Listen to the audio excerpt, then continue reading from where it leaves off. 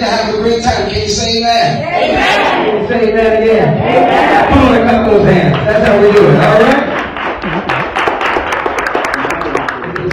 This is not really a church service. We call this a program today. But every now and then you might see us break out in a church service. Is that okay? Voice and sing to earth and heaven, with the harmony of liberty. Let our rejoicing rise high as the listening sign of the dawn to victory is won. For all of our honorees that are here, we welcome you to New Beginnings North Shore Church as we celebrate Black History Month, and I'm so grateful. I'm so grateful for my past and my family. I'm grateful for being an African American woman in 2020. I'm grateful for so many things. I'm grateful for the lineage that I came up through and the legacy that my family has left me. My family's from the Deep South, as they call it. From the Deep South, a little town down in Mississippi. So growing up, I heard all of the stories that I've learned to appreciate in a different way. You know, my mom and dad, my grandparents, they picked and chopped cotton. I know the difference between picking cotton and chopping cotton. You know, we're so privileged now, and we really don't realize, and some of our children really don't realize just how privileged they are. You know, to be able to go to the bathroom, in any bathroom, if you feel like going to the bathroom, to be able to go in any store and shop. But the one thing that I'm so grateful for with my family is that my family taught me how not to use that as a handicap, because it's not a handicap. You know, it's not. And so my family taught me how to, reminded me rather, of the wealth that I have. Because what they poured into us was like a wealth of knowledge. And it just kind of made our character who we are, some of us who we are today. And so I'm so grateful. And so now what I do is I teach it to my children. Because guess what? Unfortunately, our school systems don't always teach it like we learned it before. So sometimes we have to, a lot of children unfortunately have to depend on the school system to teach them, because some of their parents have it's gotten away from them. But nonetheless, we are amazing people. We are amazing people. We really are amazing people. And so I just thank you, I welcome you, and I just wanted to remind you how amazing you are and how wealthy we are. And the wealthy doesn't have anything to do with the zeros behind your name. Yes, we as one big happy family. We come today to remind ourselves and to remind others why we still celebrate Black History. Anybody still celebrating? Oh, yeah. We still celebrate Black History because, like Carter G. Woodson, the founder of the Liberal History Week in February 1926, thought that we should. We still celebrate Black History because, like Carter G. Woodson, we too think the Black experience is still simply something far too important that we can just lay it aside and forget about it. They had songs that they call freedom songs in the civil rights movement, and those freedom songs, one of the songs in particular, was a song that I fell in love with that was called Let Nobody Turn Me Around. Yeah, here we go. Hey, don't let nobody turn me around, turn me around. Let nobody turn me around, turn me around. Let nobody turn me around. Oh, and your feet on solid ground. Let nobody turn me around. Don't you let nobody turn me around. You better put your feet on My father was a singer. My grandfather was a quartet singer. My great-grandpa. And so singing had always been in our family. We'll talk about that. It's been a heritage of ours. As my wife was sharing her family story, my family came from the same town in Mississippi. When my grandparents came from the north, my grandmother was the first one in her family. I have a family of 13. She was the first one to come to the Midwest in the 40s. And she came at a time when they didn't have street lights. They had coal to light the lights, and they would have the Iceman come. Oh, yeah. I remember someone talking about Iceman. You have to, Iceman! But now she's screaming out the ice. You got to open up the window. I want some ice! And they would scream out the window, she said, to get their ice. And that's the time she came in. But long story short, fast forward. And so they came to the north and brought music from the south. Hotels here. Whatever your gifting is, whatever you're blessed to have, knowledge, wisdom, witty, creative, believe me, you weren't the first to get it. There's someone in your family, your bloodline, down the way. It's just passed on down. Are you hearing me? And so today we come, and that's what we really do. We come to celebrate what's going on in our lives is because of people that have paved the way and people that have put in time and people who yielded their lives for whatever the cause was for us to be here. When the glory comes, it will be out, it will be out. Glory, glory, glory, glory. Hands to the heavens, no man, no formed against, yes, glorious destiny. Everyday women and men become legends. Sins that over his our skin become blessings. The movement is a rhythm to us.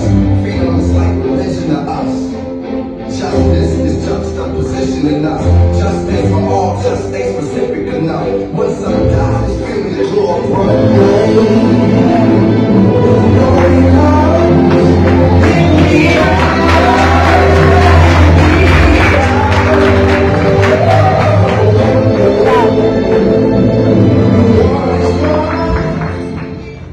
Thanks, Pastor. Thank you, church. Amen. Thanks so much for having me here. It's a real honor to be here with you all, and especially during Black History Month. I'm an attorney, and I think a lot about the justice system. And we have a different word that we use in the justice system for history. We call it the record. Sometimes we call it a transcript. And I think a lot about history that should have been made that wasn't. Because in order to even think back about history, Black history, or any type of history, it's important that it exists somewhere. But I can tell you from experience, from representing people, that important history has been disappeared. Important history that's important because we need it in order to understand ways in which the system is broken. And because we needed to look back at ourselves and figure out where to fix things, right? But systematically, some of that history has been disappeared, right? Truth and reconciliation starts with truth. Oh, yeah. And the justice system is supposed to find truth and restore. But what I can tell you is there are rules within our system that make that very difficult. Okay. So let me tell you a little bit about, one, why I'm running for this court, and I'll tell you a story about how this pans out and how we can fix certain things so that we can make history, so that we can look back at ourselves and say, this is where we're messing up, and this is where we can fix it so that we don't have to keep messing up. Okay? The Illinois Supreme Court is the highest court in our state. It decides the most important cases in our state. That's what it does do. But what it can do is much, much bigger, because it writes all the rules for how our courts operate, rules of procedure, rules of evidence, rules of ethics, design standards for our courthouses, ethical or data and technological infrastructure so that we can even understand what's going on in our courts. Attorney discipline, who gets to be a lawyer and how, and on and on and on. Our Supreme Court is a policy-making body. What that means is it has the power to prevent injustices that are happening to people in our communities, to our families, to us. Okay. So let me tell you the story of how I started down this path and what it has to do with history. I represented a man who was accused of attempted murder here in Cook County, 26th and Cal, Cook County Criminal Courthouse. And my job was to defend him, and the state was trying to use DNA evidence against him. My job was to learn everything I could about DNA and to mount his defense, so I just started reading textbooks and articles. We hired a forensic scientist to help me understand what was going on, and I interviewed the state's DNA analyst, and what I learned was pretty scary, which is that the state was using a faulty DNA machine. Big problem. Right? Yeah. DNA evidence, best thing we got when it's done well. It's exonerated people who were wrongfully convicted. It's proven that people will plead guilty to things that they didn't do under enough pressure. And it's found people who we wouldn't have found otherwise. Best thing we got when it's done well, but it uses machines that rely on people to calibrate them. And in this case, the person that was supposed to calibrate it failed to do so properly. Big problem. That's okay, we're going to go to trial. We're going to shine a light on it. We'll make sure everybody knows about it. They'll have to retrain that DNA analyst. They'll have to fix that machine. And we'll make the world a better place one case at a time. That's how it's supposed to work. Right? I do a little bit more research, and what I find out is that in Illinois, our forensic labs are entitled to extra funds if they produce an analysis in a case if it ends in conviction. And I do a little bit more research, and I find out that in Illinois, our courts are entitled to extra funds if they convict.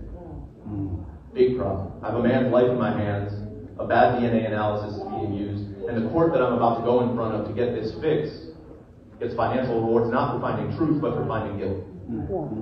Big problem. It's okay, we're going to go to trial. We're going to get that sorted out. We're going to expose it, right? Shine a light on it, and we'll make the world a better place. That's how it's supposed to work. Not how it works. Here's what happened. We went back into judge's chambers. That's like judge's office behind the court under something called Illinois Supreme Court Rule 402. It's one of those rules they write. State says, Judge, this is what we're going to show at trial. It's like a preview of the trial. State says, Judge, this is what we're going to show at trial. We say, Judge, this is what we're going to show at trial. And the judge thinks about it and says, all right, well, based on what you told me, if I were to convict, I think an appropriate sentence would be 70-something years. And we back out into the hall, and the prosecutor pulls you to the side, says, all right, you heard the man, 70-something years. But if you plead guilty, I'll ask for 20-something. So our client has to decide, do I go to trial, defend myself, and risk losing and dying in prison? Or do I take the plea? And he takes the plea. And what that means is the case ends. I don't get to put that DNA analyst on the witness stand. I don't get to cross-examine him. I don't get to expose the bad DNA machine. I don't get to talk about the systemic funding issues. All that information disappears with the guilty plea. No record. No transcript. No history.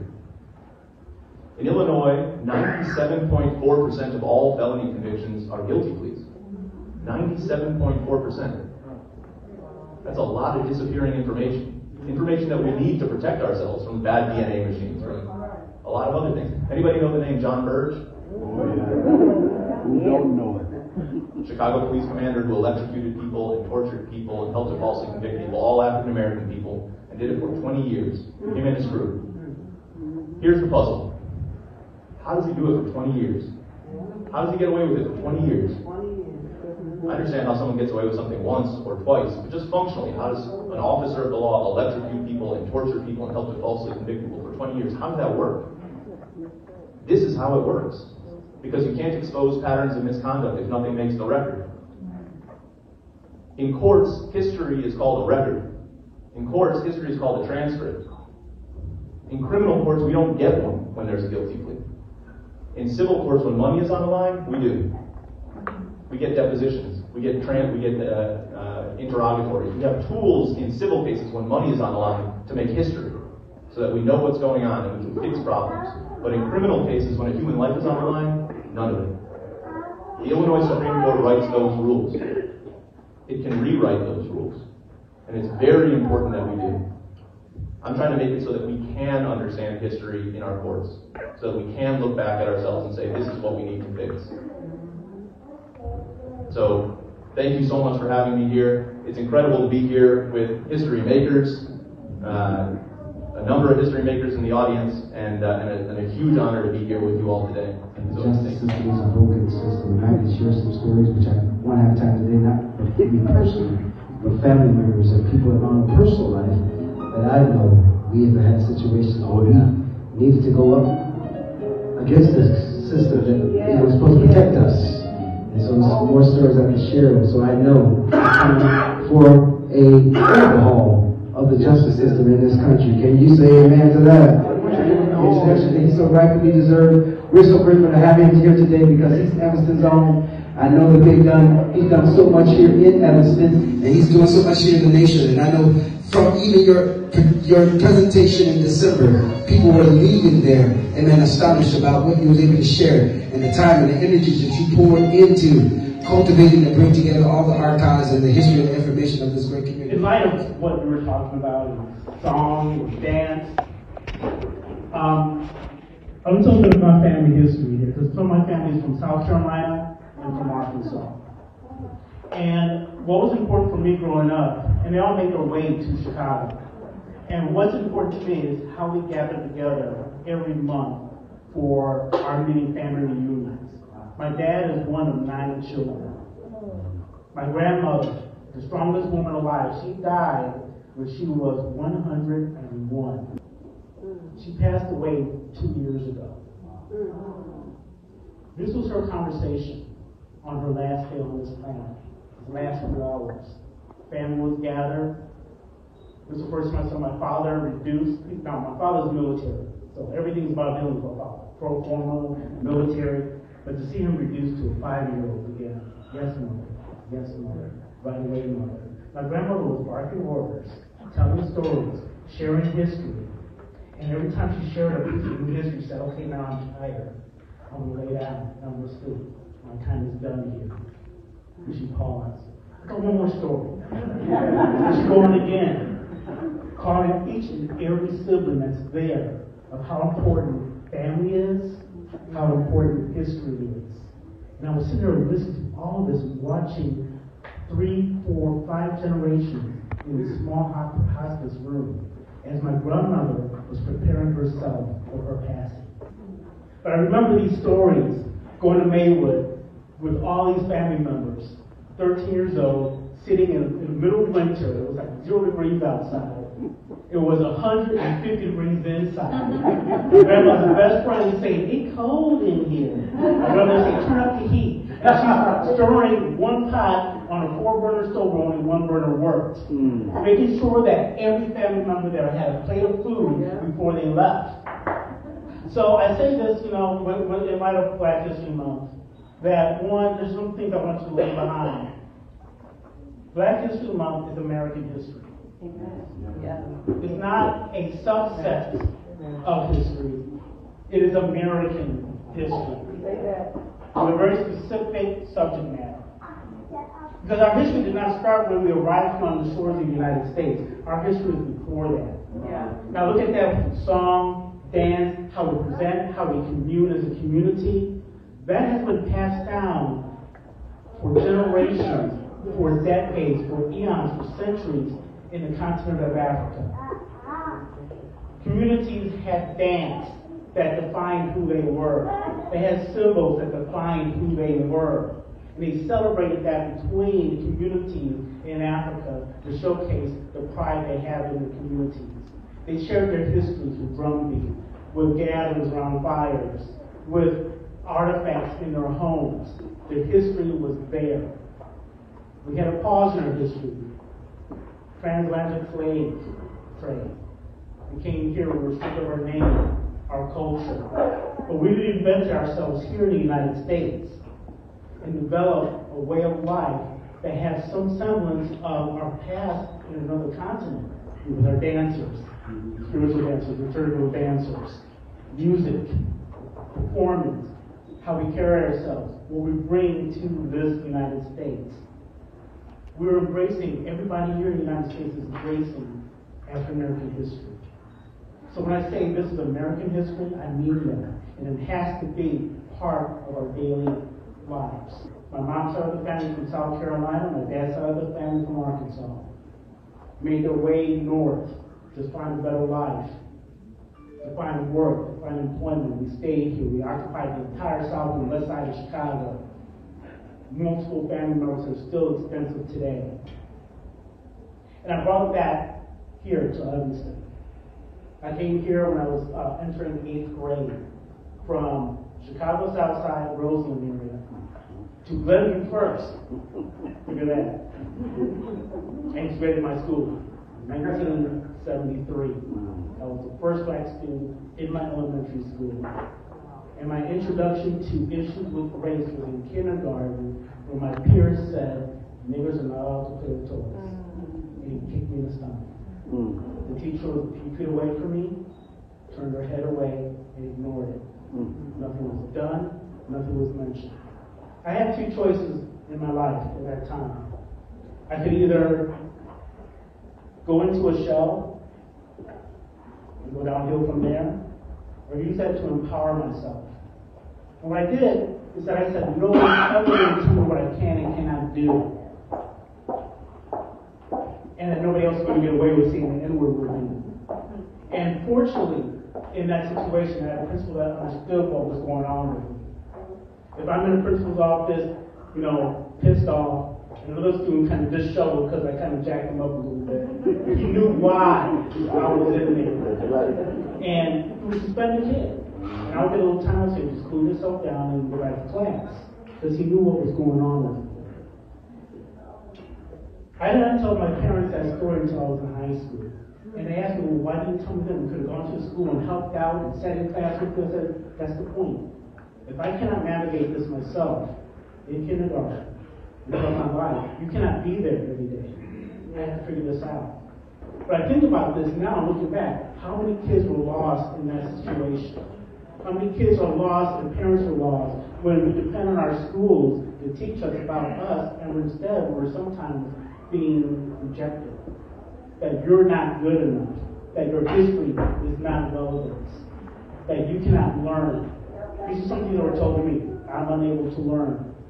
I might have psychiatric issues. I have to go see a psychiatrist.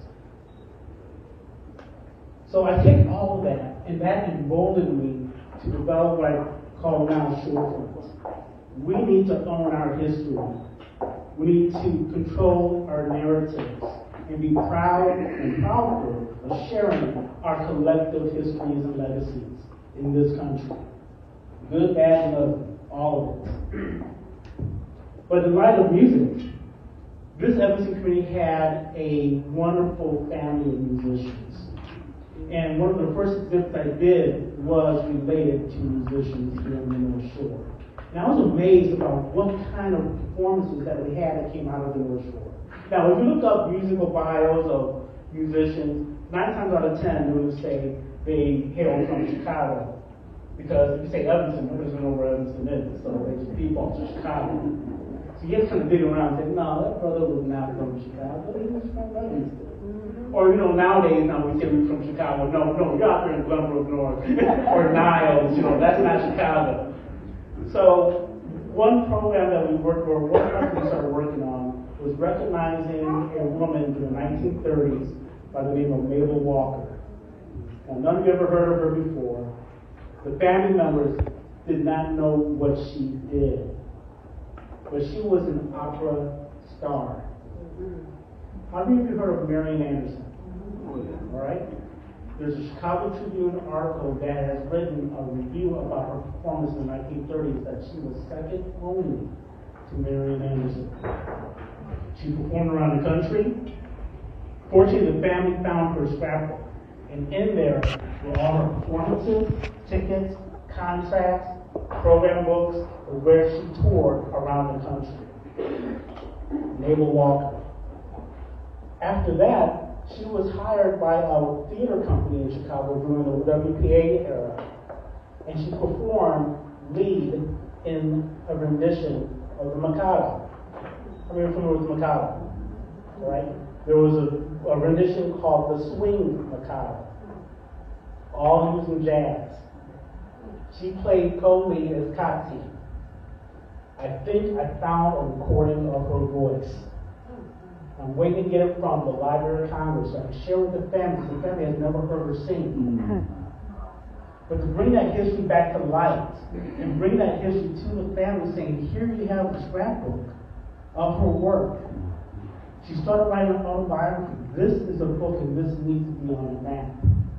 So that our generational family members and community members can learn more about who this Mabel Walker is. You have many other students that came through Evanston. The Foster Brothers.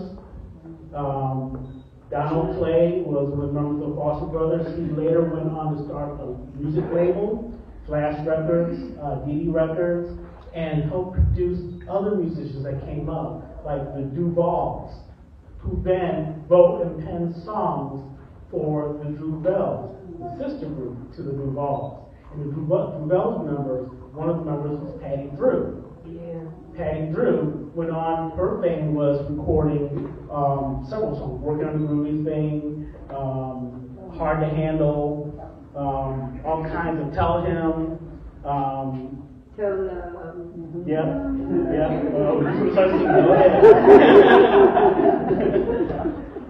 So she went on making 4 albums and several singles. Duval's, Call to Black is the one that wrote Tell Him. Because it was supposed to tell her. And then he ended up, his group rejected that song, and the Drew Bells were in the same recording studio at Chess Records. And he repented for the Drew Bells, and that became their first hit. So you have many other performers that came through. You had Chris Green right now, who is a jazz performer, born and raised in Evanston. During the 60s, 50s, 60s, 70s, he had Junior Mance. He went on to produce 40 albums. He's in a Jazz Hall of Fame. He taught in New York. You had Kate Davis. Now, how many of you heard of Duke Ellington? All right. So Duke Ellington had multiple singers and vocalists working with him. And one of them was Kate Davis, Kate McDonald Davis. Catherine Wynn is her real name, but the stage name is Kate Davis. And I tell her story in 2 parts. One, when I first met her, because I would travel down to Florida to see her and interview her for this article we were writing.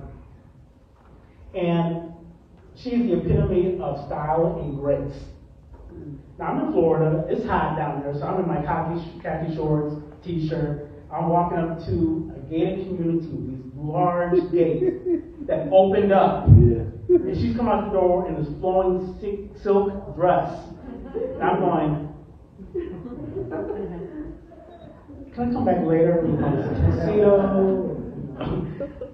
But she opened up her doors, shared her story. And she told me that when she was in Evanston, she was taking classes at Northwestern. She had her final performance at Northwestern.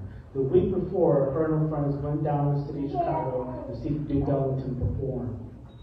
She went on a dare to go backstage to shake hands with Duke Ellington, and she did so. And she kind of said the commentary was like, yes, I'm a singer too, and I'm singing at Northwestern next week, hoping to see me there. Didn't think anything of it. She went home, did a performance at Northwestern. Round of applause. She was leaving the stage, but that round of applause was getting louder and louder because Duke Ellington and his band was coming down the aisle up to the stage. They said, can you be in Boston next week?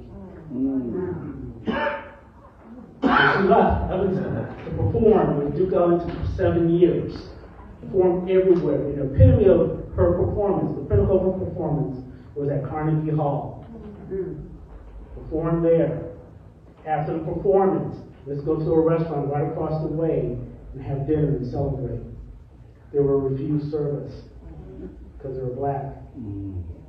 She ended up going back to her one-room dressing room in Carnegie Hall, and with a candle, heated up a can of beans. She left performance after that. So these are valuable lessons that we've learned through this, but we also want to encapsulate these stories and share the struggles, the successes, and things that happen in life, in all of our collective lives, legacies, and pursuits.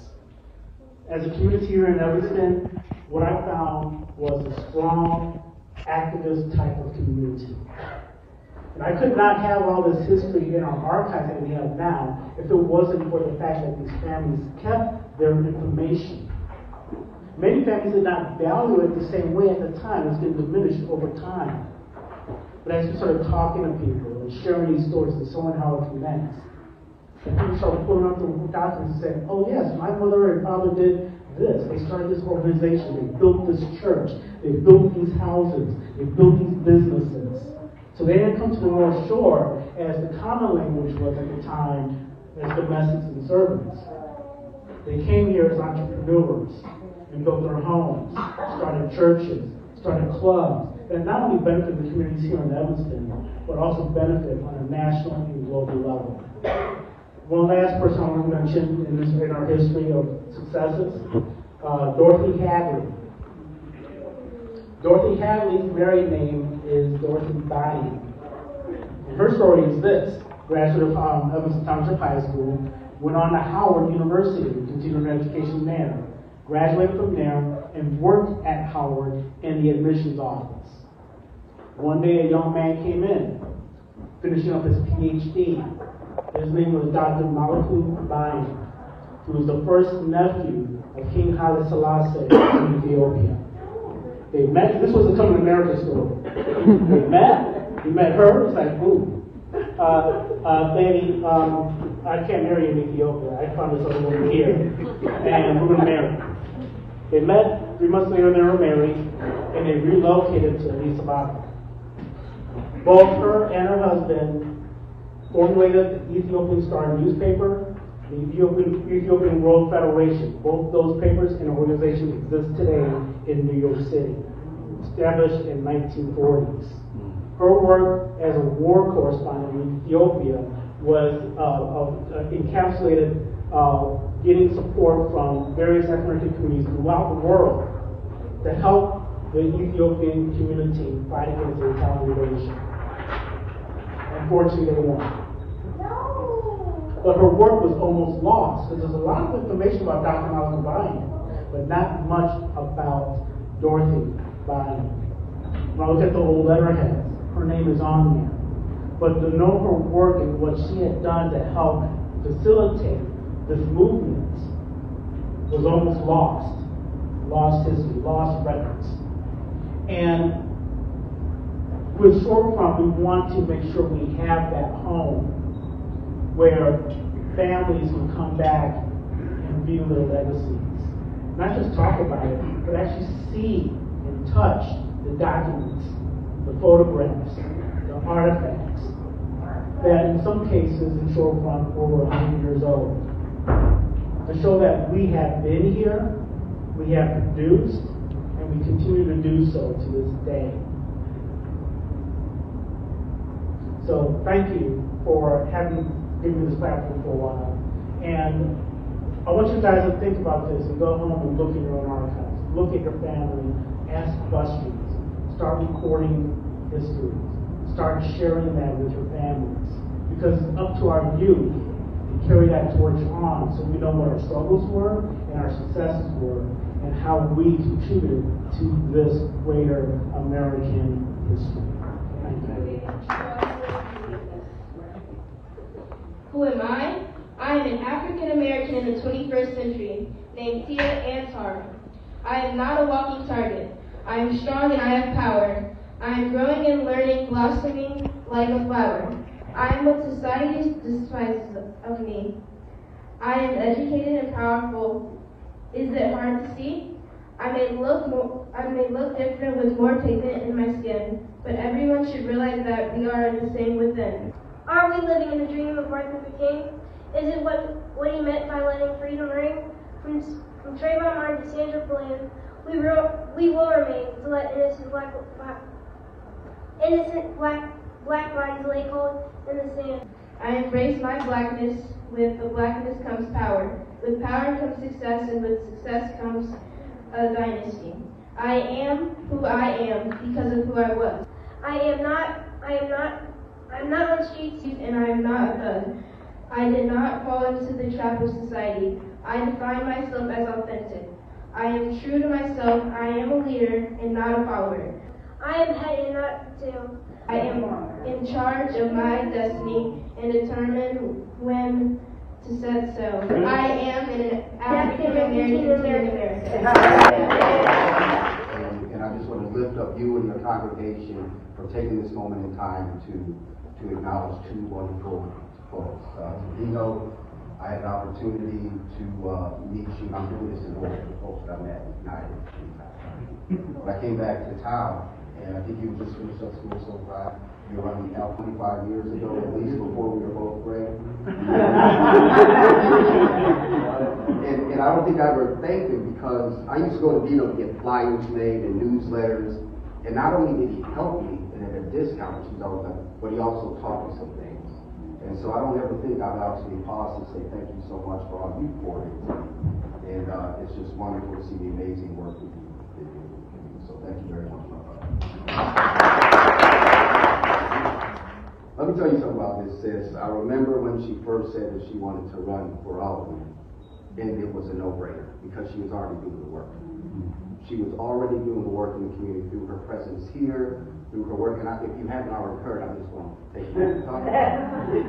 And also through her work with NSP2 and providing opportunities not only for housing in the city of Evanston, focused on the west end of Evanston, but then she was also providing job opportunities. She was teaching contractors how to actually bid, which helped them grow and birth other businesses. So it was just amazing to stand in front of you to watch her grow.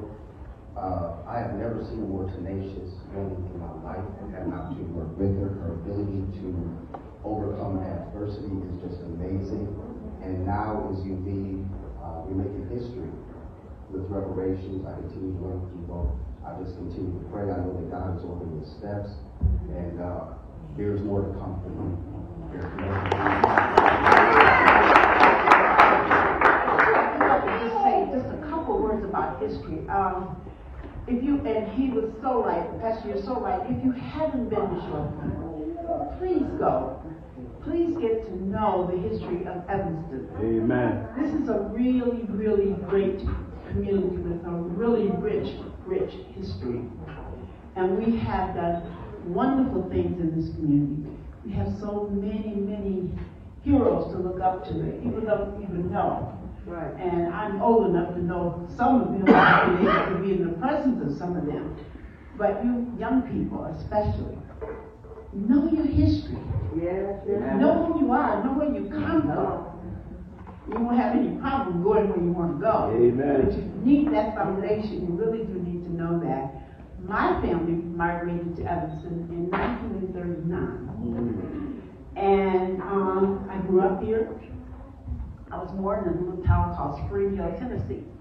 But this is my home, because I've been here since I was 3 years old. And I love Evanston. I love it for its wonderful resources. I love it for its rich history.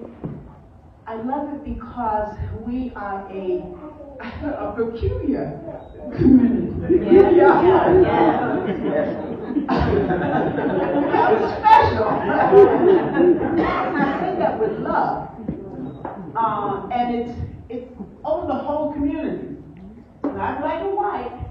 It's an Evanston thing, black or white. Just want you to know that.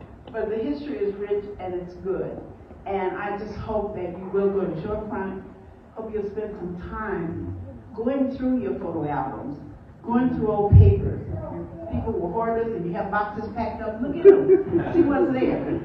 You might find something that you want to share with someone else. So, Pastor, thank you. Thank you for giving me the opportunity to say a couple of words.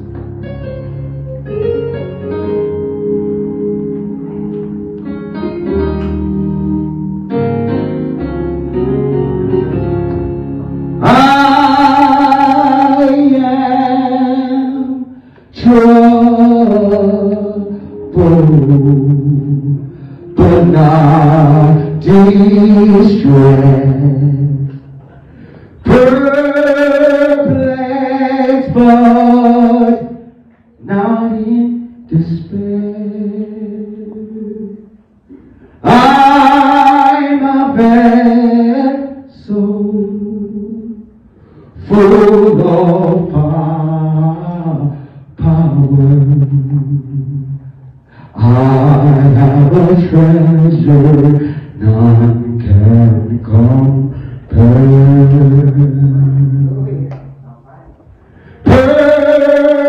Persecuted, but not forsaken. Cast down, but not destroyed.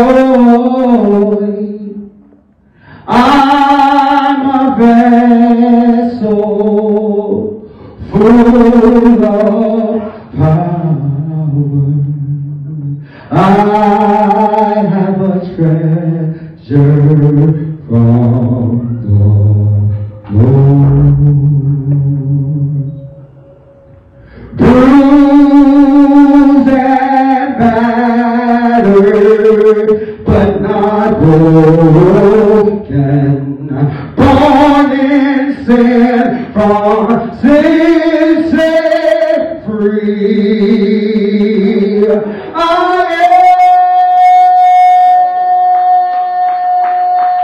am a vessel full of power.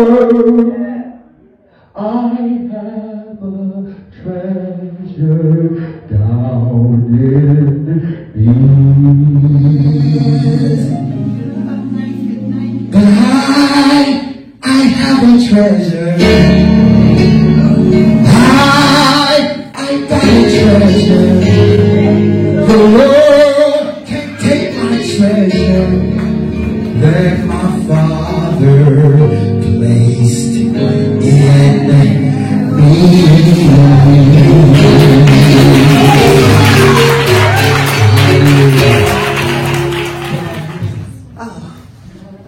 I can't tell you, Robin, how, and I should say Alderman, to be correct, how honored I am to do this. I congratulate you many times. I've known you since a baby. You know our history. I know your family's history. You know how much I love you. But I'm so honored today because in this last year, I can't say how proud I am to see how you have grown and matured and how well you've served our community. And I love your visions. You know, people without vision perish. And you are bringing visions to the Fifth Ward, to the city of Evanston, actually, that are just even beyond me being able to explain. Not just because it's reparations, but because your thoughtfulness behind it. We've all had ideas about what to do and we wanted to move our people along. But somehow or another, God instilled in you how to bring that forth. And I just feel so proud that I was one of those steps that you can step up on and be standing on and providing these kinds of services. This is so well deserved. And when the pastor asked me to come, and I really did say, I couldn't, and when he asked me to come up before, I was saying, am I doing it now? He said, no, not now. But I am so proud of you. You are such a good role model for so many people, including me, because we all have something to learn. And I'm just so proud of you and so happy that you're receiving this honor from New Beginnings. Thank you.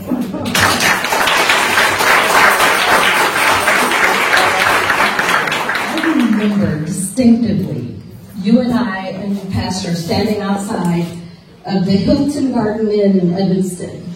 We were, I think at that time, we were looking for a location for the Purpose Project. And we were standing outside of our cars, and I was like, Robin, have you ever thought about running for office? And you were like, oh. But I saw you in such a larger position, even larger than where you are now. And I still believe that because you do. You have a heart for this community. And I remember you and I talking, and I remember you sharing how you would walk down the street and there would be someone homeless sitting there or laying on the ground, and you would begin to share and talk with him. And I honestly believe, and I know it without a shadow of a doubt, you love this community. You love this community. What you've done in the time, the short time that you've been doing this is amazing.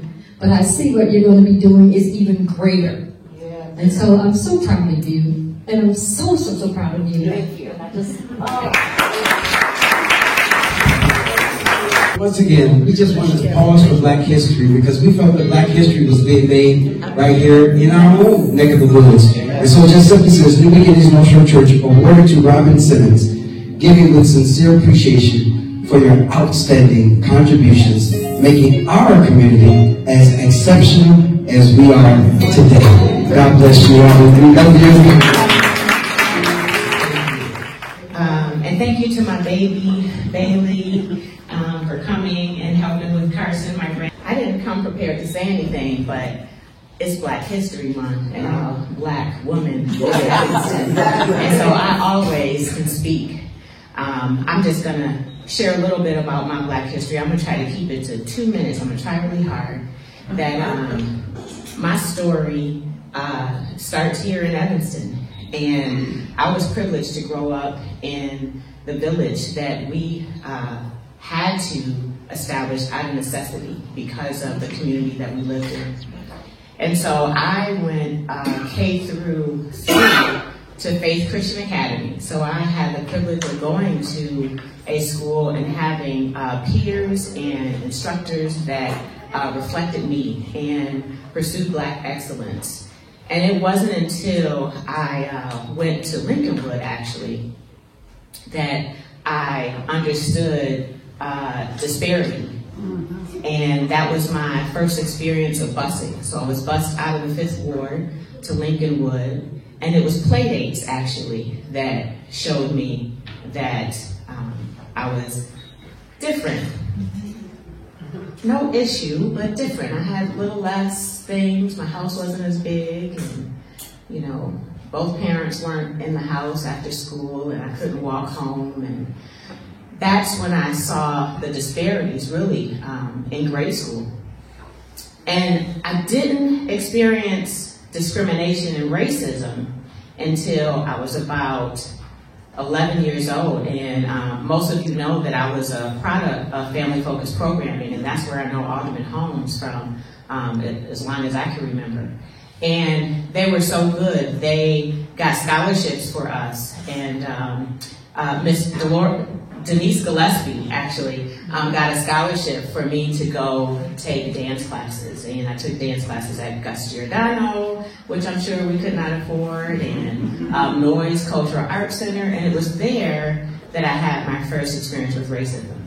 And we were doing leaps, and I'll never forget it. We were doing leaps, and, you know, I was trying to leap really well, high, wide, and, you know, do the most, right, with my leap. And the dance teacher told me, we're not doing that type of leap, we're doing this type of leap. And you're here on scholarship, so you should make sure that you stay in line. And I didn't know what scholarship was, but I knew that it was back to that disparity. I knew it had something to do with, you know, the way the Playdates made me feel and everything. And I never went back to that dance class anymore because I didn't feel welcome.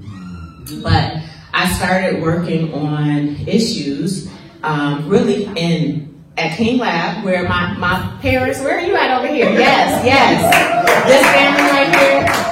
This family right here really nurtured me. They brought me up. They were a part of my village that made me feel special. And I was like, Robin Fennell, what's good? And so they would always, you know, support me. And there I started with government and justice and doing my part. And my first unsuccessful run for an elected office was 8th grade student council. I did not win. So I made up for it. When I got to the high school, and there I really was able to work on behalf of the community, really in high school. Student council president there for 3 years and graduated a year early. And I worked there on, we had walkouts and we had sit-ins and we had fundraisers, and all went to Family Focus, of course, and food can drives, all went to Family Focus. But I'm really, really proud to be an Evanstonian today in what we have done as a community. So I really accept this award on behalf of all of Evanston, Black and white. Yes. We did this together. Reparations could not have been done with me alone. We have a governing body of 9 aldermen, and that vote was 8-1. And so I accept this on behalf of Evanston, that we're ready for us to celebrate Black history, not in ceremony, not honorific, not just in statement, but also in action, that we have taken a very progressive and radical step here in Evanston so that Black residents can have the same lived experience as everyone else, that we can bridge the gaps, we can bridge the disparities, we can uplift families with financial inclusion and everything else that we're going to do at reparations. And so I just want to say thank you, Pastor and Lady. Thank you, Evanston, for believing in the Black lived experience here. Thank you, Mother Wello. I just Mother Wello, thank you. Just because Mother Wello, but I could always count on Mother Wello to be there with a smile and her camera. And my cousin Toly, I could always, so she's security, so you don't know. And my bestie, Natisha Waldron, just so proud of this woman, and I actually met her here in this church also. So just really proud that we are making history today. The song that the minister danced to is written by a friend of mine, Shay Rhinefast, and he's won awards.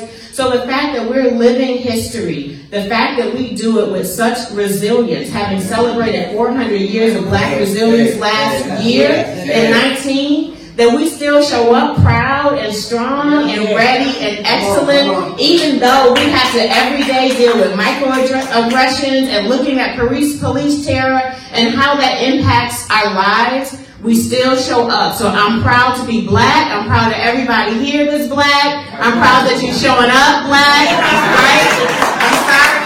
I hope you're comfortable with this, but this is a special time in our city to be Black, and it's just special to be Black, right? The fact that we had foremothers and forefathers, right, that came here under the conditions that they came through, and I won't take you through there because I don't want you to have to relive that trauma right now, so I don't want to do that. But the fact that we came through that, and we went through Jim Crow and redlining and discrimination, and we are here today, right now, still believing that we belong and still trying to be excellent, says something that we are an extraordinary people, and young people, you need to know that you are an extraordinary people, and it is your time. It is your time. It is your time, young people, to rise up and be great. Be whatever you could dream you could be, because you could do it. Whatever that thing is you want to be, you can be that thing. Look at me. Look at me. I could have been a lot different. And I'm not going to get into why I could have been different, because God chose me to be excellent right in Evanston. So it says, at the age of 4, you started singing. At the age of 7, you were already acting. At the age of 9, started playing on instruments. By the age of 10, you started putting on plays for the family, starring your baby sister. Oh, she don't remember that. At the age of 11, you joined the bands at school. Then by the age of 12, started writing a 21-piece symphony.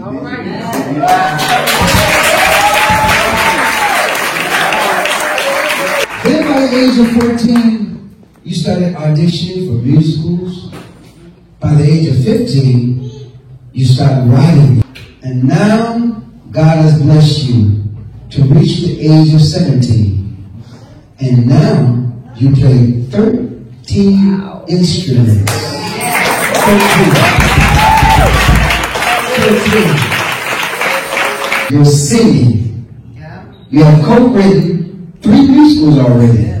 Numerous songs, directed them, orchestrated them, composed them, conducted them, produced them, and even transposed them.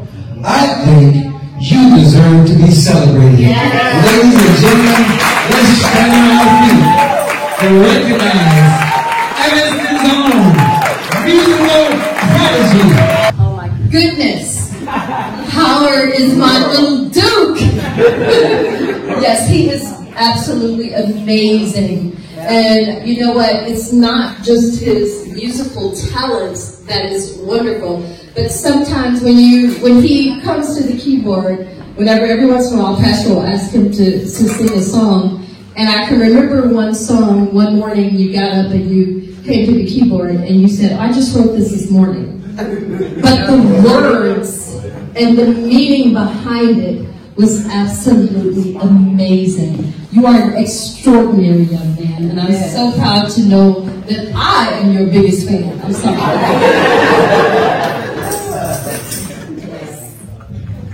Well, I already knew you had it in you.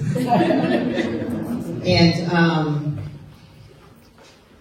you don't really have no time for me no more when it comes to I was trying to do a little song and have Pepe dance, but you so busy. I gotta make an appointment for you. And you know, it's crazy, you know. But I love you. And you gotta play the drums. I'm gonna teach you how to play it. So that's gonna be 14. And I've just seen you grow. Just seen you grow, Howard. You know,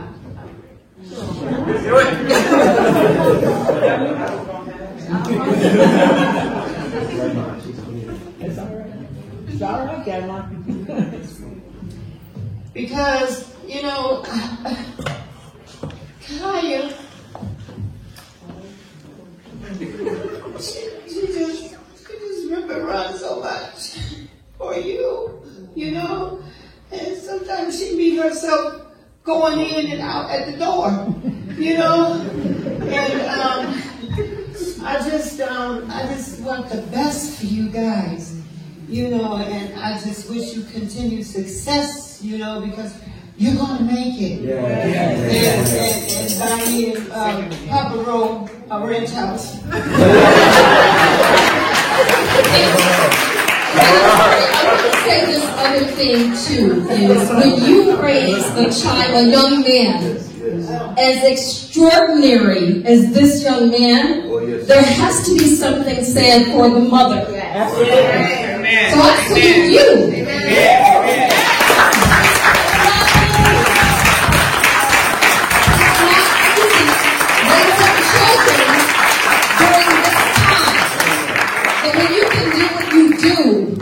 And I know the love that you have for your children.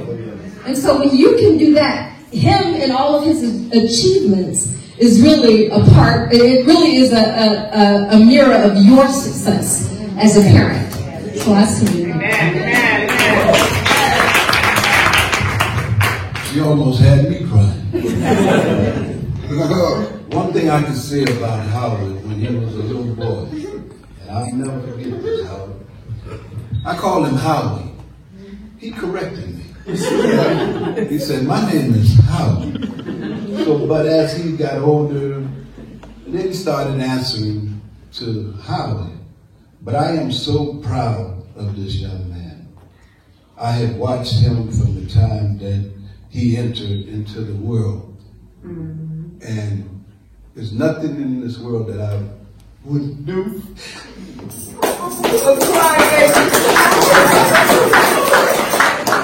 Not just for Howard, all my other grandkids and my daughters, Robin, Dino, he played an instrumental part in my life when I first met him, then Pastor Adair and his wife. The one thing that I always have said to Howard, you have to keep God first in your life. But one thing I would like to say, and then I'm going to just end it. God does not define us by our mistakes, and he didn't make a mistake here. God refines us. So whatever we do in this life, we have to take heed to it. I have come through some of the ups and downs as you, and all the others, even you, Sister Holmes, Brother Daniel, my friend back there, and I have seen it, and I have dealt with some racism, been called names, but you know what I've done? I just kept on pushing. I'm like Eddie Kendrick, keep on trucking. But I am very proud of my grandson today. And Howard, when you get there, don't get me. We ain't told that we were superior. Oh, yes. Yeah, you already already read my word, so I'm just going to put a stamp on that. You know how I feel about you. I am your biggest supporter. I am his cheerleader. I am his chauffeur. I am his manager. I am his headache, I'm sure, at times. I have 4 children, and I just want you to know that because of what you're doing, everybody plays an instrument. Can somebody pick up a basketball or something different? Because you're setting an example. Even if they venture off and they say, you know, I don't want to play this instrument, I want to do something else, they're just trying because they see your success. All right.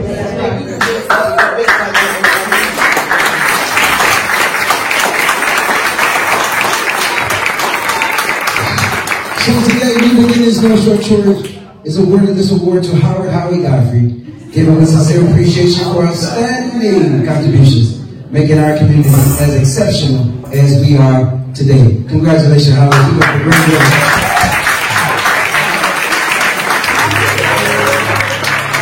Come on, let's give it to him. Give it to him. Give it to him. Wonderful, amazing. Amazing, beautiful family. You order some more. Say to yourself. Get up on that.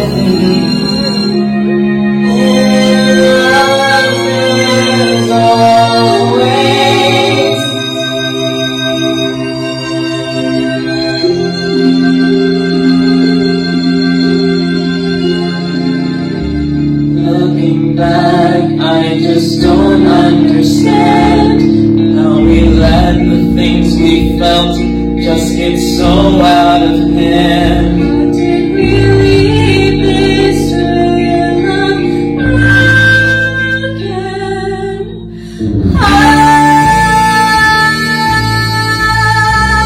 Don't be fooled, love, it comes with a cost. What are the things we felt or were the things that we lost? This is not a tale of love, this is the story of sweet madness. Oh, it burns like a fire, oh, sweet madness. How did we leave this trail of broken hearts? It's just quite a surprise when he kissed me, and I melted inside because he kissed me. I cannot deny that I know it's wrong, but it felt so right, and I don't know how I'm feeling. I don't want it to end. Yes, I know that this is so wrong, but I don't think I mind doing it again. When he kissed me, I felt something inside, and I cannot get him off your mind. Oh yes, I used to be so blind until he kissed me, and I can't get him off your mind. Heartbroken, I was foolish to believe that somehow this all would work out in the end. Oh, time, won't you be my friend? Let me start again, 'cause somehow I'm here now, and nothing is the same. And somehow I'm here now, and I'm the one to blame. Give me one more try. Unfortunately, dismiss us. God bless you. It's definitely a blessing to be here before you tonight, to see all of God's beautiful people and everything that He's placed down on the inside of you. So I just want to decree a blessing before we leave here today, so that you know that the Lord has created you uniquely, and everything that's on the inside of you, I pray that the Lord would bring it forth with power, with might, and that it accomplishes much.